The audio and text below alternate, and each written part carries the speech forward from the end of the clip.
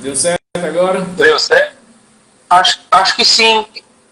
Isso, agora deu certo. E, Aristóteles, e o pessoal vai entrar pelo meu Insta ou pelo seu? Ah, então são notificados. Eles têm que entrar, vai pelo seu Instagram ou então o Instagram do Instituto Sentidos, entendeu? Ah, Ah, tá. tá. Eu Eu não sei não sei mexer mexer nada nada disso. disso. Estamos aí, a professora Francidal está aí ao vivo com a gente. Um abração, professora Francidal, vamos lá.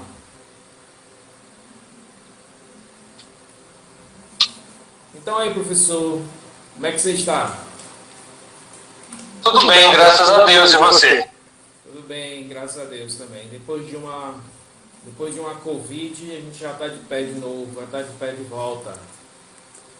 Você tá bem agora? Tudo bem, graças a Deus. Então tá bom. Você viu quem entrou? Professora Maria Tereza mandou. Professora Maria Tereza, um abraço. Tá online. Professora Maria Tereza. E aí, professor, hoje a gente vai fazer um bate-papo sobre inclusão, né? Sobre inclusão escolar. Mais um, né? A gente já tinha passado por vários... a gente já teve um webinar, né? Falando sobre uma parte, né? Que deixou com um gostinho de quero mais, não é isso? Aí hoje Sim. a gente vai tentar fazer mais um bate-papo, né? Sobre isso, né? Sobre a inclusão escolar. Professor, então, para quem não conhece o professor José Eduardo Lanucci, o professor José Eduardo Lanucci, ele é o professor doutor da Universidade Federal de Três Lagoas, não é isso, professor? Do Rio Grande do Sul. Isso. É de Universidade Mato Grosso do Sul. Mato Grosso do Sul, isso, das Três Lagoas. É o coordenador do grupo de pesquisa, né, sobre inclusão. Agora um grupo de pesquisa atual, não é isso? Novo. Isso. Estamos iniciando os estudos. Participa do LEPED, que é o grupo de pesquisa da professora Maria Tereza Mantuan. Um abraço, professora, que está aí ao vivo conosco. Está aí conosco. Um abração. E também, eu não vou estar aqui dando o currículo do professor não, senão a gente vai dar 8 horas, 8, 10 horas e a gente não termina.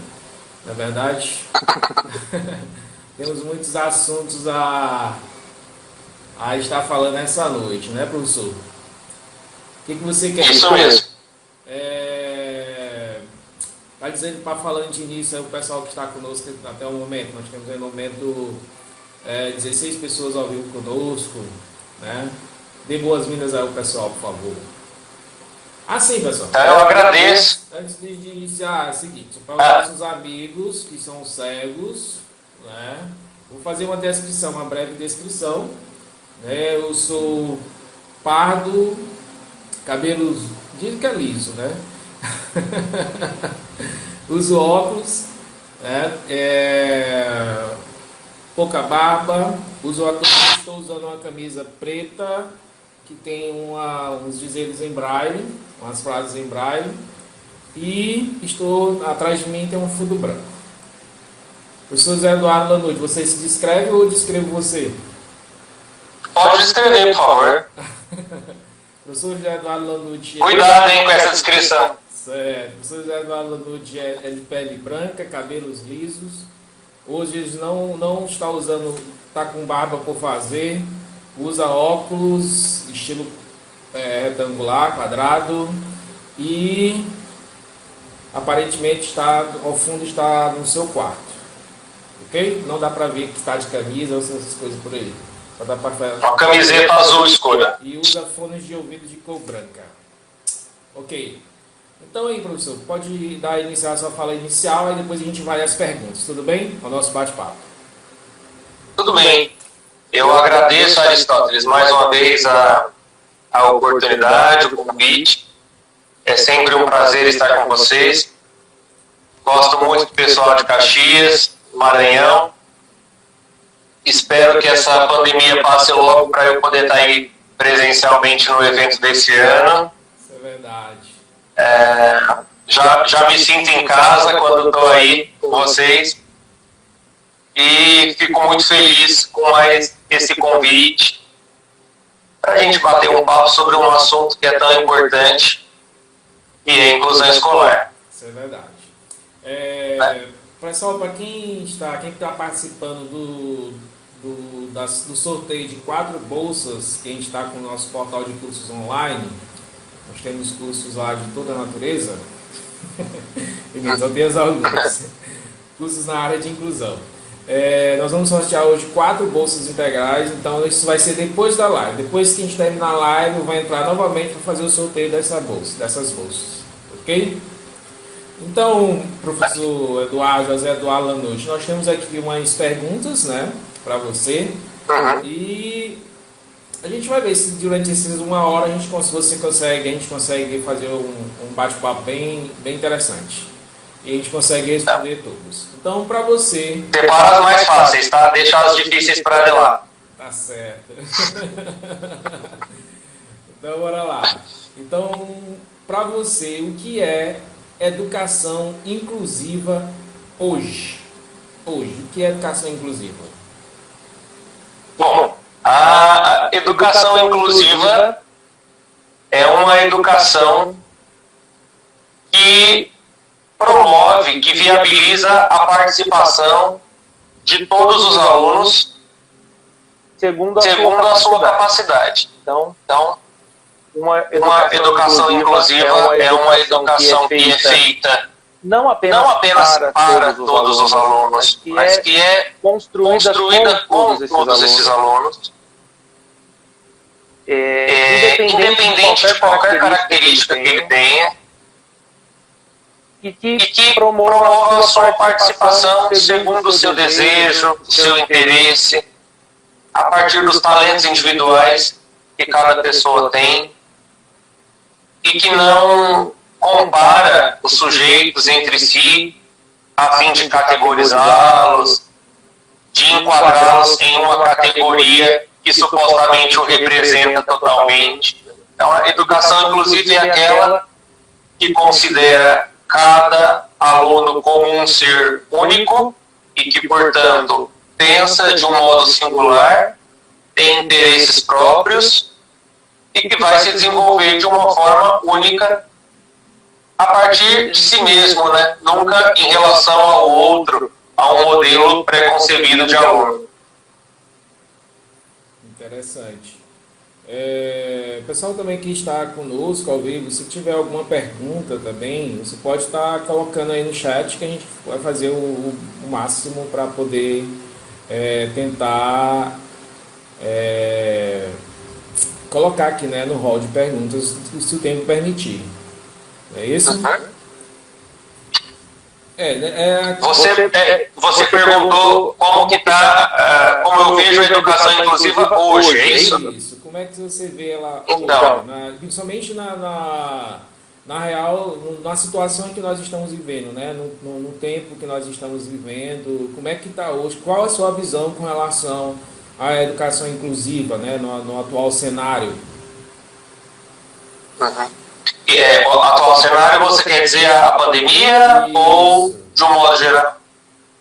Pandemia, porque eu acredito que a educação inclusiva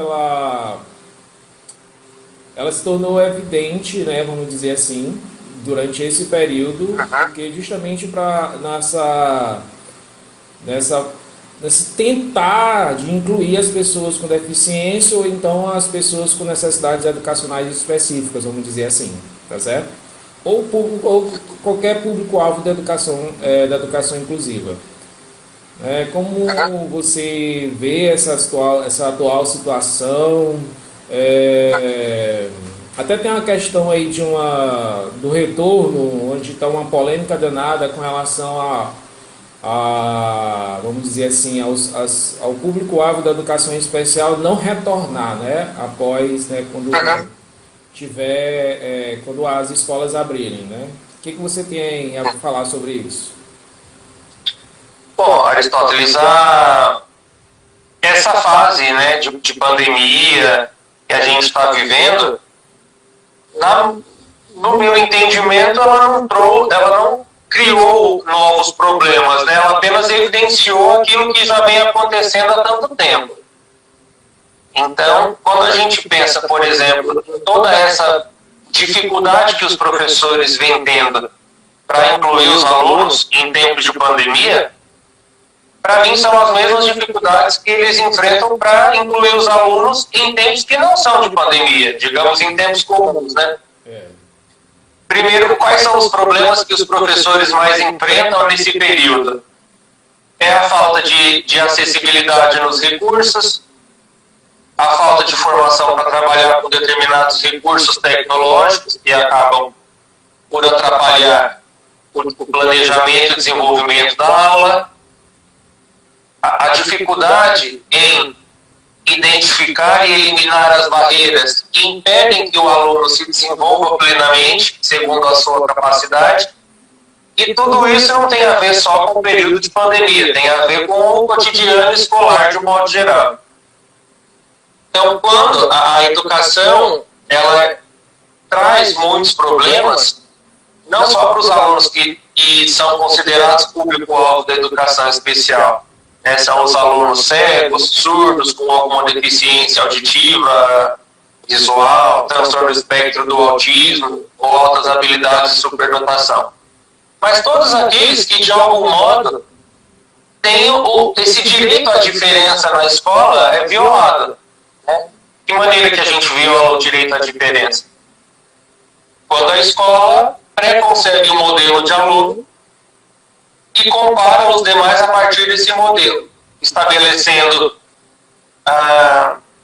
os conteúdos que todos devem aprender em um mesmo tempo, a forma que o aluno tem de expressar o que aprendeu, isso é pré-determinado, né? Sem perguntar para o aluno o que é que ele sabe, o que ele tem interesse em aprender, as avaliações em larga escala, que não consideram os contextos específicos da escola. Então, todos esses problemas que ficam tão evidentes nesse tempo de pandemia é um problema da escola de um modo geral, né? Se você me perguntar, como você perguntou, como que está a educação inclusiva hoje, eu diria que no âmbito das políticas a gente tem um avanço significativo, sobretudo a partir da década de 90, mas as escolas, pelo menos as que eu conheço e as escolas pelas quais eu passei, elas ainda não desenvolvem o ensino inclusivo. Elas ainda estão baseadas na política de educação especial de 1994, que era uma política que definia o aluno normal e o aluno diferente, né, comparado a esse modelo, e dedicava um certo tipo de ensino específico, uma prática pedagógica específica para alguns alunos, que eram tidos como os alunos diferentes. Então, embora na política a gente tenha avançado muito nisso, trazendo em 2008, né, a perspectiva inclusiva para a educação especial, nas escolas ainda vigora um modelo de ensino integracionista, que parte de um modelo de aluno e que compara os demais a partir disso. Né? Então, esse tempo de pandemia,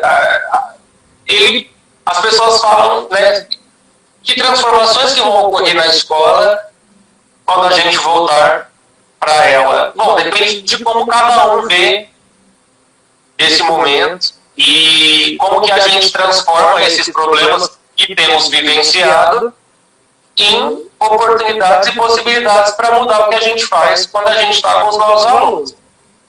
Então, talvez todas essas questões que vêm sendo tão evidenciadas nesse período que a gente está no ensino remoto, talvez, elas possam servir para a gente repensar o ato pedagógico, a nossa formação e a maneira que a gente entende o ensino. Não só para quem tem deficiência, porque a educação inclusiva, ela diz respeito a todos os alunos. Né? Claro, existem serviços que são destinados a um determinado público, mas o ato pedagógico em si tem que ser pensado para cada aluno. Né? Isso é verdade. Nesse período, eu acredito que o professor ele vai retornar para a sala bem, acredito que isso, Maria, bem transformado, né? E vai ter uma nova visão, principalmente no ramo da tecnologia, né? Vamos dizer assim. O ensino da tecnologia, né? Aprendizado, né? Da tecnologia vai ser algo que está sendo bastante forte, né? Nesse período, neste momento. E eu acredito que haverá transformação, né? Só aquele mesmo que não acredita, que não tem interesse, é que não vai poder, quando voltar, não vai ter uma mente mais aberta com relação ao assunto, com relação a elaborar, transformar suas aulas para que todos possam entender, né? Você falou da política de 1994, né? Mas a gente vai voltar a esse assunto mais tarde. Tudo bem? Só uma coisa, eu acho que o mais importante, Aristóteles, é o professor entender que a possibilidade de mudança na escola não está apenas no recurso tecnológico. Isso mesmo. Eu acho que está muito mais na intencionalidade que o professor tem ao trabalhar com seus alunos do que propriamente com o recurso que ele utiliza. É claro que a pandemia evidenciou a necessidade docente de se preparar para lidar com determinados recursos que, de fato, possibilitam a participação e promovem, né, o desenvolvimento de alguns alunos que só conseguem se desenvolver por meio de determinados recursos. Então é uma coisa boa isso, a gente pensar que hoje existem possibilidades e recursos tecnológicos que de fato podem auxiliar aquilo que é o mais importante na escola, que é a participação de cada aluno segundo a sua capacidade. Mas que apenas a mudança e a utilização de um recurso, de um determinado recurso, ela não garante por si só que melhore a qualidade do ensino, né? E eu estou entendendo como qualidade do ensino a possibilidade de oferecer diversas informações, atividades variadas para que cada aluno possa, a partir da sua capacidade, do seu interesse, participar, né? É verdade.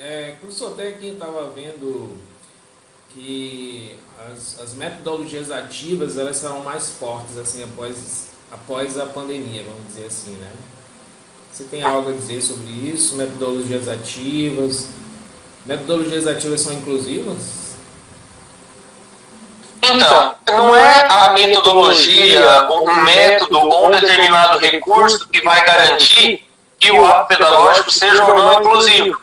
O que vai garantir é a maneira que o professor entende esse processo de ensino. Então, por exemplo, você pode utilizar qualquer recurso tecnológico. Se a sua intenção é fazer com que os alunos aprendam a mesma coisa no mesmo tempo e que eles respondam pelo menos de forma parecida para você ter um controle do que eles aprenderam, você pode utilizar qualquer recurso que não vai funcionar. Então, por exemplo, vamos pensar em uma metodologia ativa. Peer Instruction, que é a instrução por pares. Dependendo do modo que você vai ali organizar essa aula e desenvolver, essa estratégia pode ser boa para incluir os alunos, mas ela também pode excluir alguns. Porque, por exemplo, essa instrução por pares, como é que os alunos são agrupados por pares? A Lia está reclamando da voz. Está com eco, mas está normal para mim. Será, Lia? Não, bote o fone de ouvido mesmo. Bote o fone de ouvido. O Júlio está falando que está com eco também.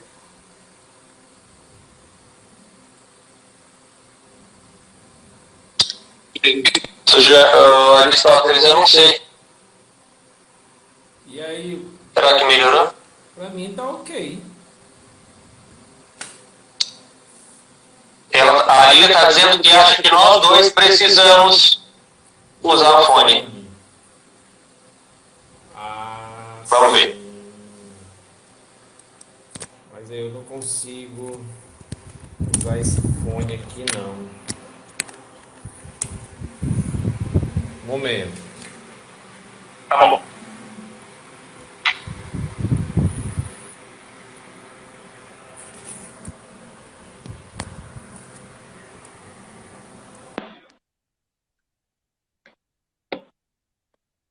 E agora, será? Melhorou, né?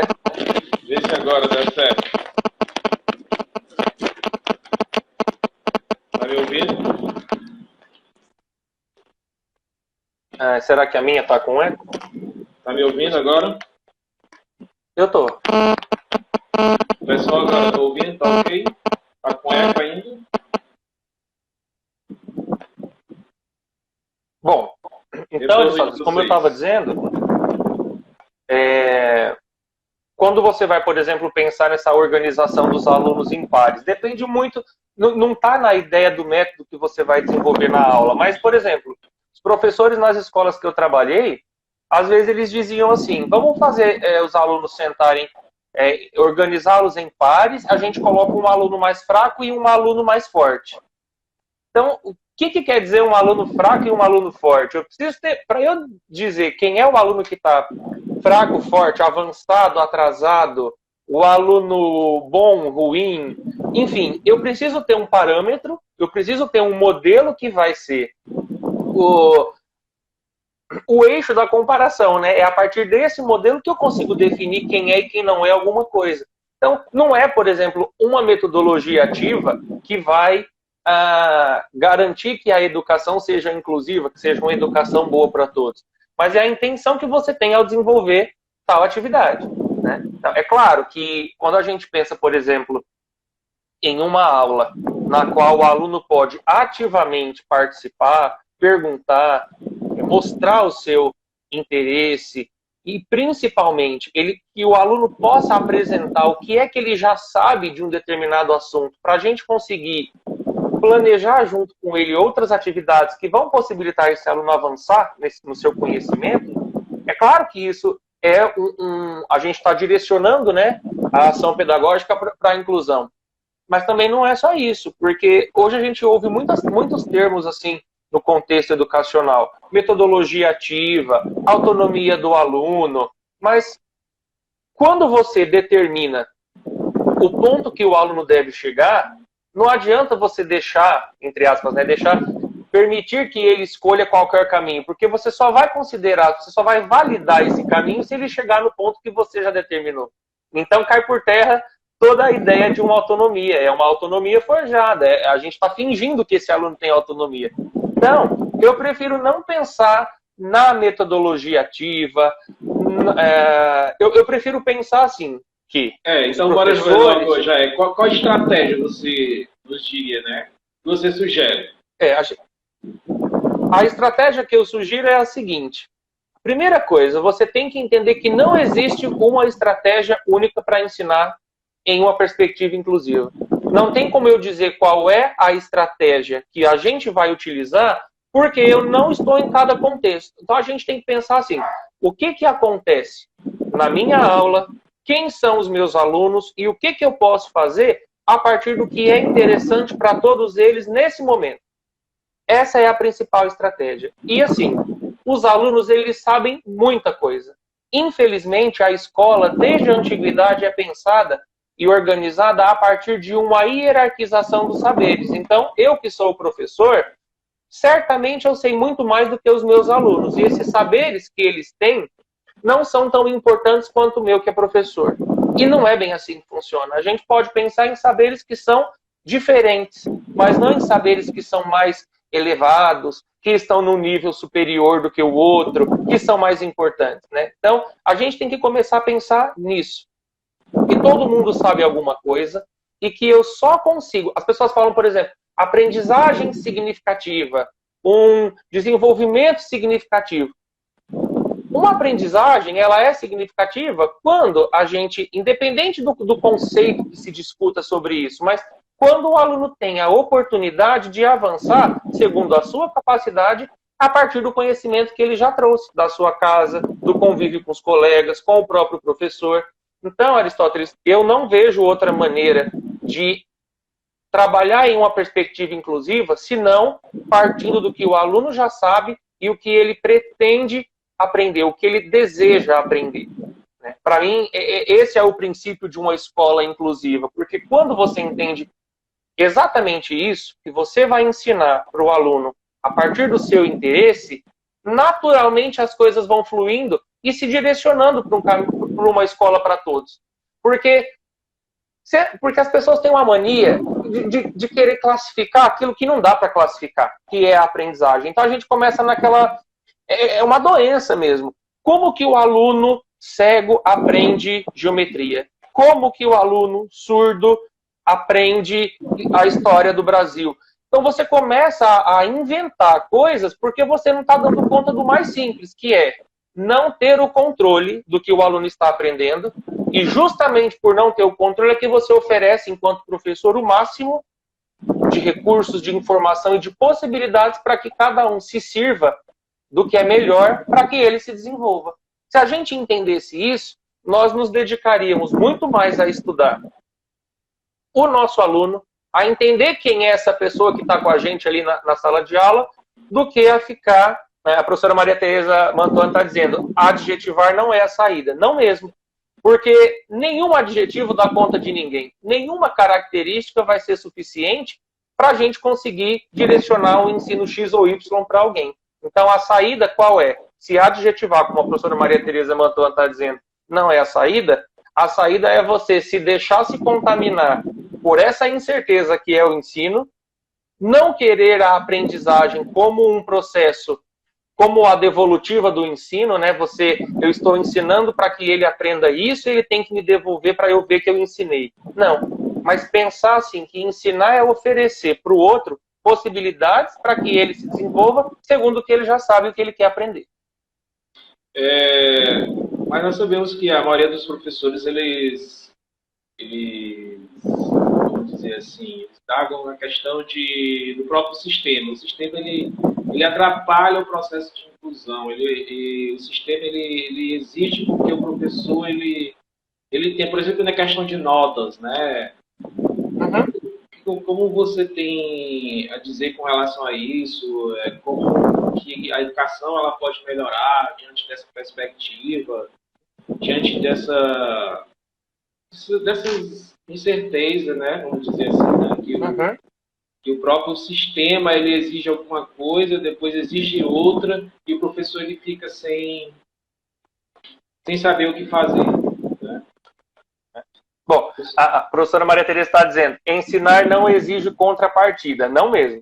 Aí o Aristóteles falou, e o sistema, né? O sistema, ele é pensado, o sistema de ensino, nisso, que ensinar tem como contrapartida a aprendizagem do aluno. E aí é um grande problema. Olha, Aristóteles, vou ser bem sincero, eu não vejo que o sistema de ensino tão logo vai mudar para que as coisas aconteçam como a gente tanto espera. Então, eu acho que não cabe mais a gente ficar exigindo que o sistema mude ou justificando, né? Olha, eu não estou ensinando de tal modo porque o sistema não mudou. Eu acho que um bom professor é aquele que vai encontrar saídas, ainda que ele esteja submetido a um sistema cheio de regras, engessador do seu trabalho. Ele vai encontrar saídas para ensinar os seus alunos, desde que ele entenda o que é ensinar e o que é aprender, sem pensar que ensinar é transmitir uma informação e aprender a reproduzir isso. Então, a primeira coisa que a gente tem que entender é isso. Que a aprendizagem, ela diz respeito a cada um, ela acontece de uma maneira diferente, e que às vezes nem o próprio sujeito se dá conta de que está aprendendo no momento que a aprendizagem ocorre.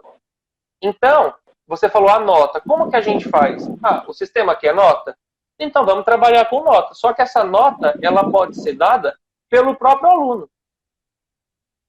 Como? Porque ninguém melhor do que o próprio sujeito para dizer como que ele aprendeu aquela coisa, aquele assunto, fazer aquela operação matemática, como que ele compreende, como que ele interpreta um fato histórico. Ninguém melhor do que ele mesmo. Cada um de nós temos uma noção do que a gente sabe e do que a gente aprendeu em um dado momento. Né? Pode chegar um momento que não precise mais de uma nota classificatória para dizer para definir os alunos, né? Pode ser que a gente tenha esse momento, mas o professor não pode esperar que o sistema mude nesse sentido em tantos outros para ele desenvolver um bom trabalho, né? A inclusão escolar, quando ela é entendida como um processo, é muito complicado, eu penso. Esses dias eu estava pensando sobre isso, porque em um processo as coisas vão acontecendo aos poucos, e nesses aos poucos, que a inclusão está acontecendo, está demorando tanto, né, para se efetivar de verdade na escola, muitos alunos têm injustamente sido excluídos do processo educacional formal e regular, né? Então, eu acho que a questão ela é urgente, não é um processo que vai acontecendo aos poucos. A gente precisa, ainda que dentro de um sistema fechado, cheio de regras, encontrar saídas. E é difícil para o professor fazer isso? Eu acho que sim. Mas ele tem professores que estão trabalhando junto deles para conversar. Ele tem uma equipe pedagógica que deve entender isso. E ele tem o principal, que são os alunos, que muitas vezes são esquecidos nesse processo de reorganizar o trabalho. Os próprios alunos podem nos dar pistas de como que a gente pode desenvolver uma aula inclusiva. Quando eu já passei muito perrengue na sala de aula, trabalhei até 2018 na sala de aula comum, com os alunos da rede básica de ensino, professor de matemática do 6º ano ao 3º, na rede pública e na rede particular. E quando eu não sabia o que fazer, eu perguntava para os meus alunos, e eles me ajudavam muito, né? Então, mas às vezes nós professores, Aristóteles, temos um problema, né, que é assim, de não achar que o aluno pode nos ajudar, de achar que nós temos mais condições de encontrar o caminho para o outro aprender. A gente determina muito para o outro, né? Quando você faz, por exemplo, uma adaptação curricular, uma adaptação na atividade para um determinado aluno, a gente, olha só como a gente às vezes é pretensioso. A gente pensa assim, né? Dessa atividade aqui, só tal aluno que vai entender. Tal e tal aluno não vai dar conta. Então, a gente precisa adaptar. Então, você já antecipa a possibilidade que o aluno tem, você já prevê do que ele vai ser capaz ou não, e qual é a melhor adaptação que vai fazer esse aluno aprender. Então, olha quantas coisas que a gente interpreta de um modo muito problemático, e isso vai acarretando na exclusão de muitos alunos, né? Então, quando você pensa, por exemplo, numa aula que tem que ser adaptada, é porque ela já não foi pensada para todo mundo. Então, o que a gente faz para pensar numa aula que é para todo mundo? Se a gente for fazer uma aula adaptada para o aluno que é diferente, se você tiver 30 alunos, você vai ter que preparar 30 aulas. Não tem outro jeito. Como não dá para preparar 30 aulas diferentes, uma para cada aluno, né? E a sala de aula é um espaço rico, justamente porque a gente tem contato com esse outro, que está pensando alguma coisa diferente de mim, que está se desenvolvendo e mobilizando coisas que eu não tenho, e que por isso que ele é uma pessoa única, é justamente nessa troca, nesse contato que a gente vai se desenvolver. Isso não quer dizer que a gente tem que se desenvolver como o outro, mas que a gente vai, com a diferença do outro, aprendendo. Isso que é o bacana. Agora, se você, enquanto professor, tem a pretensão de fazer com que os seus alunos aprendam a mesma coisa e que represente isso do mesmo modo, qual é o sentido da escola? É e aí, eu volto na questão que você falou da pandemia. A maioria dos professores de matemática querem ser a reprodução, né? Igual. Né, de tudo. E olhe, não só os das exatas, viu, Aristóteles? Tem professor das humanas também que eles querem que o aluno interprete um fato ou uma obra de arte, ou seja lá o que for, a partir do que ele interpretou. Né? É como se o professor fosse um filtro entre o conhecimento e o aluno. Por isso que eu não gosto muito dessa ideia do professor como mediador. Outra questão, a gente está falando dessas palavras aí complicadas, né? Metodologia ativa, desenho universal para aprendizagem, estilo de aprendizagem, PEI, plano de ensino individualizado, e também, né, tem essa metodologia ativa. Então, assim, são todas essas questões complicadas mesmo, né? Para a gente pensar bem sobre isso, quais são as questões de fundo que estão aí, para a gente entender de outro modo o ensino, né? E, portanto, a escola. Lembrei agora de PEI, foi uma vez eu estava num encontro pedagógico, onde o a gente teve uma palestra, né, sobre era a importância do atendimento educacional especializado, tudo. E tinha uns professores bem antigos lá, daqui do estado, e onde o professor falou sobre a questão do PEI, né? Aí o professor levantou lá com raiva, assim, meu Deus do céu, como é que eu vou fazer? Eu tenho mais de 300 alunos, como é que eu vou fazer um plano de ensino? E começou a brincar no meio do povo, né? Começou a brigar no meio do povo. Até o cara poder entender, o palestrante poder explicar que era um público-alvo da educação especial e tudo. Foi algo assim, bem complicado para se desfazer, né? O mal entendido, né? da situação. Né? Mas aí também esse professor, vamos dizer assim, né? Um professor que trabalha de manhã, de tarde e de noite. Como é que esse professor, né? Que o importante é conhecer o seu aluno, né? Como é que eu acredito que esse professor que trabalha de manhã, de tarde e de noite, ele não consegue conhecer nem ele mesmo. Mas aí veja que o problema não está no aluno, na suposta incapacidade do aluno. Então, de repente, se os professores ganhassem um pouco mais, não precisariam trabalhar 3 períodos. Agora, a questão é, que culpa um aluno tem que o professor dele trabalha 3 períodos? Eu trabalhei já 3 períodos e no quarto, que é a madrugada, eu ia preparar a aula. Mas eu nunca, Aristóteles, cheguei na minha aula com raiva dos meus alunos porque eu tinha que trabalhar tanto. Eles não tinham culpa que eu ganhava pouco.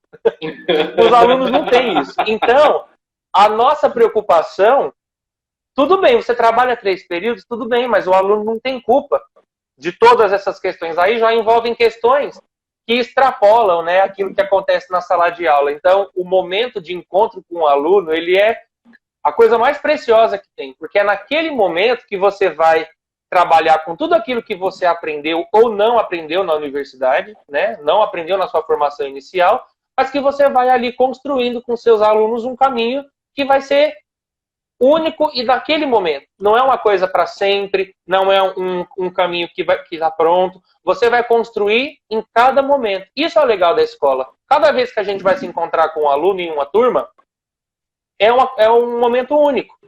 E isso é o mais interessante, isso é o mais bacana, né? E a gente tem que estar preparado para isso, né? E aí, veja que a gente não está falando de quem tem e quem não tem deficiência. A gente está falando de cada um dos alunos.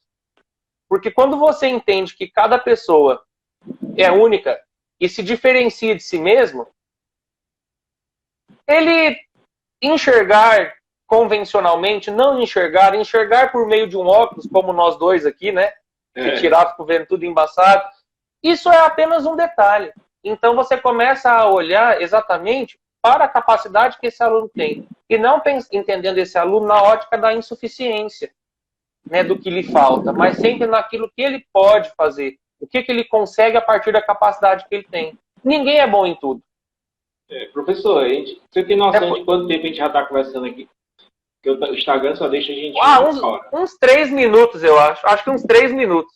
Porque senão vai cair no momento do bate-papo. Não sei. Não tenho noção. Não tem nenhum cronômetro aí para você, não? Se cair, a gente faz outra chamada, as pessoas entram e a gente se despede. É a mamãe Ana aí que tá aí falando, né? Aí, ó, sempre feliz com esse trabalho. Minha mãe tá aqui do lado na cozinha e tá aqui mandando mensagem. Um abraço. Bora logo para a próxima pergunta, né? Como promover, vamos dizer assim, né? Como promover um trabalho colaborativo entre o professor da sala comum e um outro professor, que é um professor da sala de atendimento educacional especializado, AEE. Ou AEE. Olha, Aristóteles, a palavra trabalho colaborativo, ensino colaborativo, ela sempre me causa um frio na barriga, porque eu já ouvi muitos absurdos dos professores que tentam explicar como é que essa colaboração ocorre. Então, primeiro, a França Dama está falando que já se passaram 40 minutos, eu acho. Bom, obrigadão. Um trabalho colaborativo, ele é importante porque várias pessoas pensando é bem melhor do que uma só, né? Então, assim, Mas cada um tem que entender qual é o seu papel nesse processo de colaboração. O que acontece? Por que eu falo da política de 94? A Política Nacional de Educação Especial de 94, ela traz primeiramente a ideia de um aluno normal, porque, né, ele condiciona o acesso de alguns alunos à escola a partir da possibilidade que esse aluno tem de aprender no mesmo ritmo segundo os alunos ditos normais. Olha o crime, né?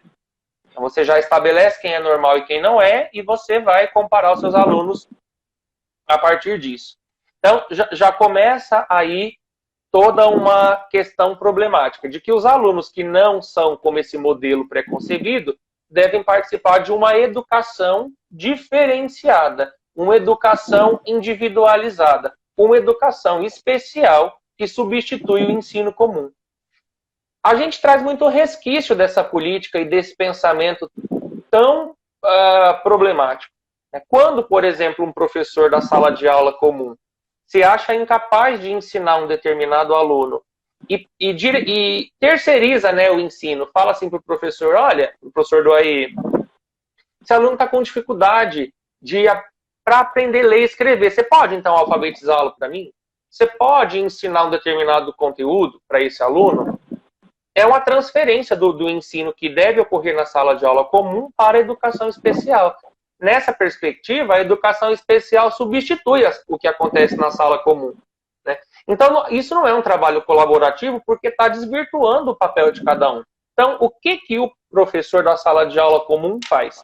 Ensina os conteúdos curriculares de cada componente curricular, de cada disciplina. O que o professor do AE faz? O professor do AE, ele não é um especialista na cegueira, na surdez, no autismo. Ele é um especialista na identificação das barreiras do meio. E essas barreiras podem ser de natureza física, de natureza comunicacional e atitudinal. Então, quando um professor percebe, um professor da sala de aula comum, percebe que o seu aluno está enfrentando alguma dessas barreiras, ele vai investigar junto com o professor do AE quais são essas barreiras e quais são as possibilidades que eles têm de trabalhar com esse caso, né? Por isso que a política de 2008 traz um estudo de caso para ver, neste caso específico e nesse momento, o que a gente pode oferecer para esse aluno ter acesso a algo que ele não está tendo e que ele tem direito. Por exemplo, o conhecimento. Então, o que a gente vai poder fazer aqui? Então, um pensa nos conteúdos que serão trabalhados, que é o currículo, o outro pensa nas barreiras que são identificadas e depois superadas, nos recursos que podem ser oferecidos, recursos e serviços, para a superação dessa barreira. E está aí a colaboração. O professor da educação especial, que é o professor do AE, né, ele vai pesquisar nesse ambiente escolar como superar as barreiras para que esse aluno continue lá na sala de aula comum, aprendendo, tendo acesso aos mesmos conteúdos que os outros alunos. Então, essa é a perspectiva inclusiva da educação especial que muitas pessoas ainda não entendem. Às vezes chegam assim para a gente e perguntam, como que você trabalha com educação especial ou com educação inclusiva? Eu falo com a educação inclusiva, porque para que ela ocorra, eu preciso da educação especial. Mas a educação especial ela é um serviço que ela é uma modalidade, né, de ensino transversal a todos os níveis e etapas de ensino que vai auxiliar os alunos público-alvo dela. E quem são esses alunos? Aqueles que enfrentam barreiras na escola, devido às suas condições, à sua capacidade. Então, assim, a colaboração que deve ocorrer entre esses profissionais, ela não pode ser confundida com a substituição da educação do ensino comum pela educação especial. Mas entendendo mesmo a educação especial enquanto uma modalidade que vai ajudar esse aluno a ter acesso na sala comum. Se não for desse jeito, qualquer trabalho que substitua o ensino comum, ele vai prejudicar, e é um grande retrocesso. Ele vai prejudicar a inclusão de alguns alunos.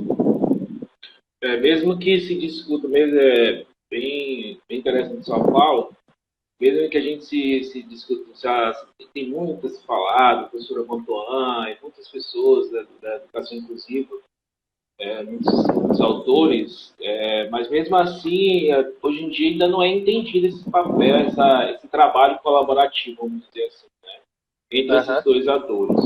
É muito, muito complicado, as pessoas mesmo precisam de informação para poder entender e para que, de fato, né, a educação se torne inclusiva.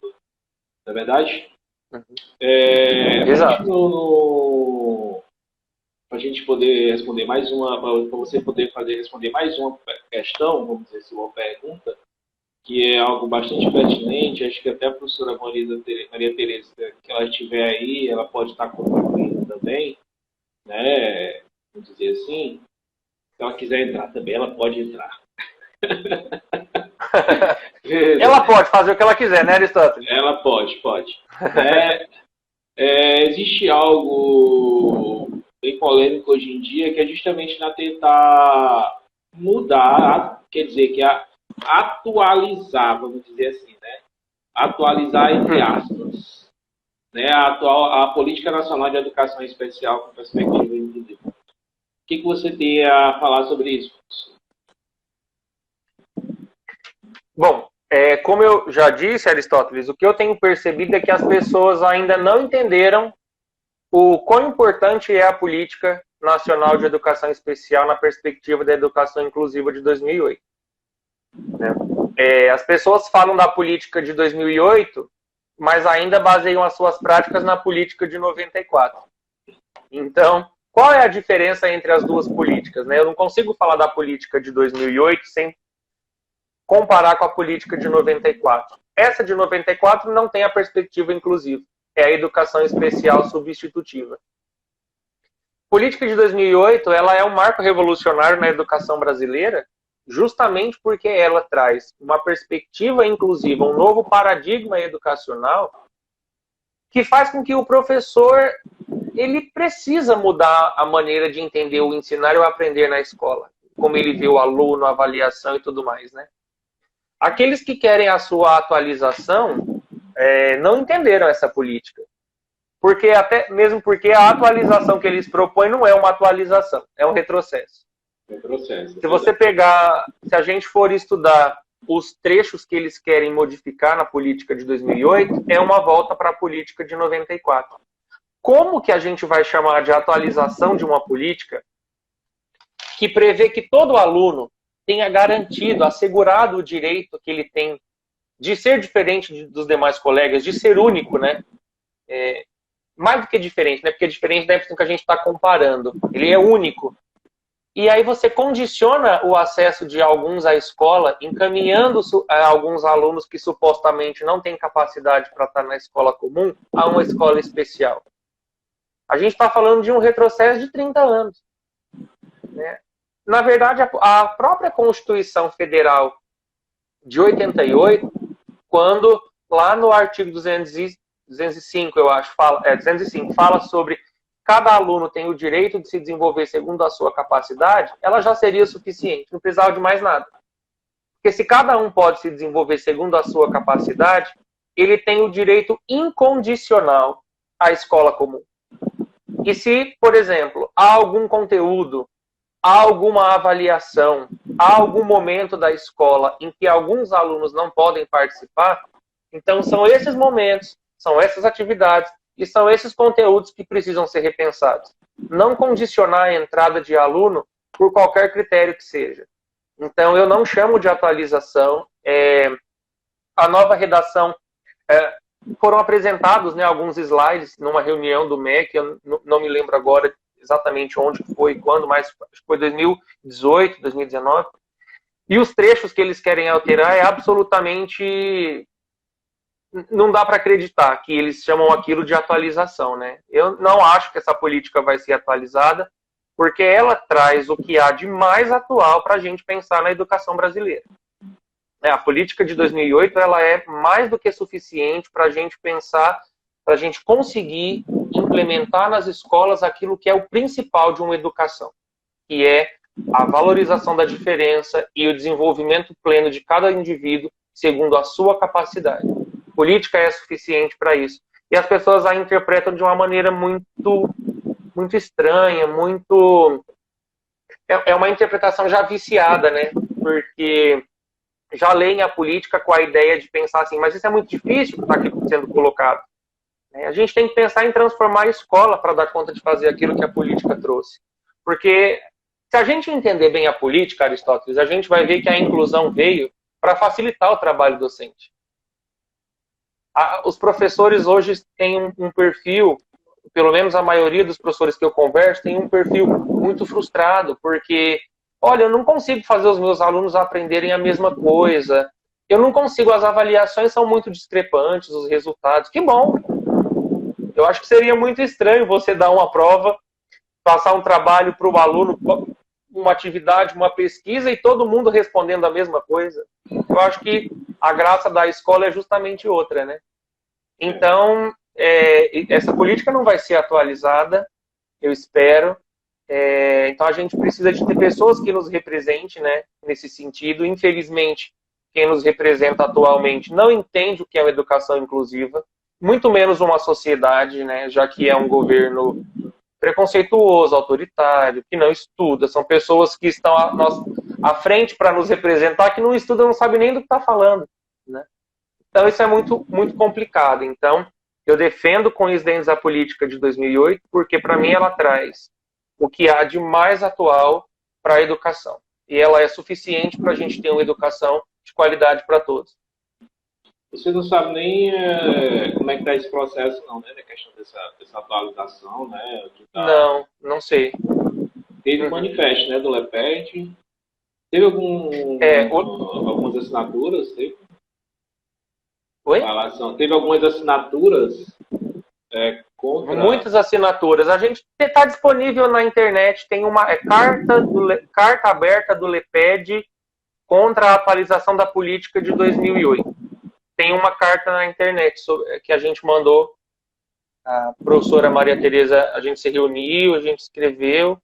A Meire, a Bel, Eliane, eu, Daniel, a professora Maria Tereza, o Gustavo, pesquisadores do LEPED, né?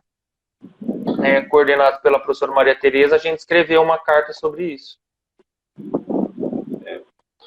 Então, a gente já está no final, né? A professora Francidalma, ela disse que precisamos mesmo defender e lutar por uma inclusão de verdade. Isso é verdade, professora?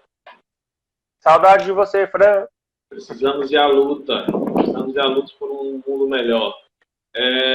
Acredito que já estamos quase encerrando, né, esse nosso bate-papo.